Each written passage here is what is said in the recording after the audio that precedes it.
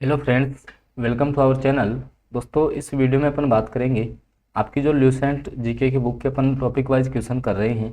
उसमें आज का जो टॉपिक रहेगा वो आपका संविधान सभा के अपन इम्पोर्टेंट क्वेश्चंस का डिस्कस करेंगे कि संविधान सभा के कौन कौन से क्वेश्चन हैं जो बार बार रिपीट हुए। देखिएगा, फर्स्ट क्वेश्चन है कि 1922 में निम्नलिखित में से किसके द्वारा उद्गार व्यक्त किया गया कि भारतीय संविधान भारतीयों की इच्छा के अनुसार होगा। किसने वो ऐसी बात बोली थी कि भारत का जो संविधान है वो भारतीयों की इच्छा के अनुसार होगा।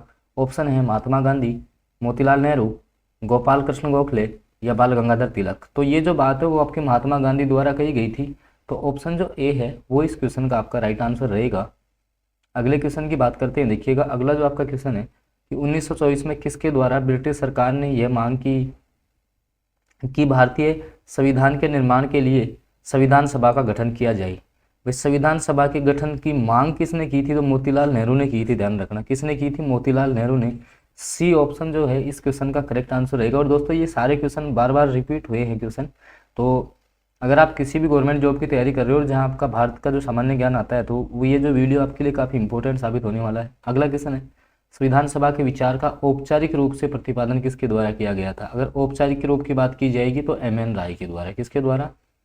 एम.एन. राय के द्वारा। अगला क्वेश्चन है, संविधान सभा को किसने मूर्त रूप प्रदान किया था? ये क्वेश्चन है, वो भी आपका काफ़ी बार पूछा जा चुका है कि संविधान जो सभा है उसको मूर्त रूप किसके द्वारा प्रदान किया गया? तो पंडित जवाहरलाल नेहरू के द्वारा।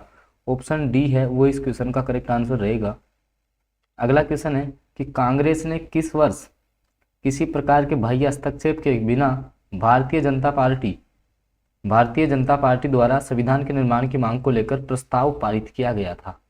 तो ये जो आपका है क्वेश्चन नंबर 5 है, इसका जो राइट आंसर आपका रहने वाला है वो आपका रहेगा ऑप्शन नंबर सी। 1936 की बात है। कब की बात है? 1936 की बात है। अगला क्वेश्चन, 1938 में किस व्यक्ति ने वयस्क मताधिकार के आधार पर संविधान सभा के गठन की मांग की थी? भाई, संविधान सभा का जो गठन है ना वो वयस्क मताधिकार के आधार पर होना चाहिए। तो ये बात बोली थी आपके पंडित जवाहरलाल नेहरू ने।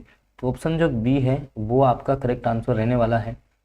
अगले क्वेश्चन की बात करते हैं। क्वेश्चन नंबर 7 की अपन चर्चा करेंगे। देखिएगा, वर्ष 1942 में किस योजना के तहत ये स्वीकार किया गया कि भारत में एक निर्वाचित संविधान सभा का गठन होगा जो युद्धोपरांत संविधान का निर्माण करेगी, जो युद्ध के उपरांत जो है वो संविधान बनाएगी? तो क्वेश्चन नंबर 7 का राइट आंसर रहेगा क्रिप्स योजना। ये कौन सी योजना थी? क्रिप्स योजना थी। ऑप्शन जो ए है वो आपका करेक्ट आंसर रहने वाला है। अगले क्वेश्चन की बात कर लेते हैं। देखिएगा, संविधान सभा के गठन की मांग सर्वप्रथम 1895 में किसके द्वारा प्रस्तुत की गई थी? तो अभी मैंने आपको बताया इस क्वेश्चन का जो राइट आंसर है वो आपका रहेगा बाल गंगाधर तिलक। सबसे पहले जो है मांग किसने प्रस्तुत की थी? तो आपके बाल गंगाधर तिलक ने की थी। अगला क्वेश्चन देखिएगा, भारत का संविधान सभा गठित करने का आधार क्या है? तो कैबिनेट मिशन 1946। कैबिनेट जो मिशन प्लान आपका 1946 था वो था आपका इसका मुख्य आधार। ठीक है। अगला क्वेश्चन, भारत की संविधान सभा किसके अनुसार गठित की गई? तो क्रिप्स, अभी मैंने आपको बताया कि भारत की जो संविधान योजना है वो कैबिनेट मिशन योजना के तहत, किसके? कैबिनेट मिशन 1946 के तहत जो आपकी है संविधान सभा गठित की गई थी। अगला क्वेश्चन, सन 1936 में राष्ट्रीय कांग्रेस द्वारा संविधान सभा के गठन की मांग कहाँ पर रखी गई? भाई, कहाँ अधिवेशन चल रहा था उसमें मांग रखी गई थी? तो आपके फैजपुर में चल रहा था ये। ठीक है। ऑप्शन सी आपका करेक्ट आंसर रहेगा। अगला क्वेश्चन है, कैबिनेट मिशन योजना के अनुसार संविधान सभा में कुल सदस्य कितने थे? बताइएगा। क्वेश्चन नंबर जो 12 है, आपको पता है कि कुल सदस्य 379 थे। कितने थे? 389। ठीक है, आपको याद रखना है, काफ़ी इंपॉर्टेंट क्वेश्चन है, बार बार पूछा जा चुका है। अगला क्वेश्चन है कि प्रस्तावित मूल संविधान में कुल सदस्यों का विभाजन किस प्रकार होना निश्चित हुआ था?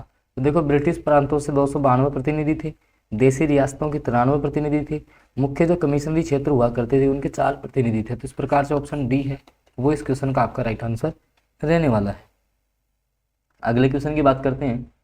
संविधान सभा के विभिन्न प्रांतों के लिए 292 सदस्यों का निर्वाचन होना था। इनमें से कांग्रेस के कितने प्रतिनिधि निर्वाचित होकर आए? तो कांग्रेस के जो है इनमें से आए थे 208। कितने आए थे? 208 आए थे। ठीक है। अगले क्वेश्चन की बात कर लेते हैं। देखिएगा, अगला जो आपका क्वेश्चन है, पुनर्गठन के फलस्वरूप 1947 में संविधान सभा के सदस्यों की संख्या कितनी हो गई थी? जब इनका पुनर्गठन हुआ था तो इनकी 299 हो गई थी सदस्य संख्या। कितनी हो गई थी? 299 हो गई थी। अगला क्वेश्चन, संविधान सभा में देशी रियासतों के कितने प्रतिनिधि थे? अब जैसे 93 ऑप्शन में नहीं है तो 70 आपका राइट आंसर रहेगा। ठीक है। अगला क्वेश्चन, पुनर्गठित संविधान सभा के विभिन्न प्रांतों के लिए कितने प्रतिनिधि थे? तो 229 हो जाएंगे।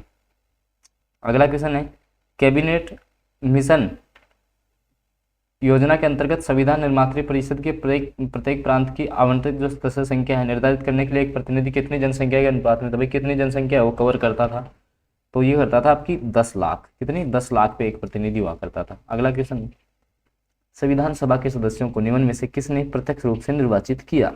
किसने जो है वो प्रत्यक्ष रूप से निर्वाचित किया था? तो प्रांतों की जो विधानसभाएं थी उन्होंने। ऑप्शन ए करेक्ट रहेगा। और लास्ट क्वेश्चन है, संविधान सभा के किस प्रांत का प्रतिनिधित्व सबसे अधिक था?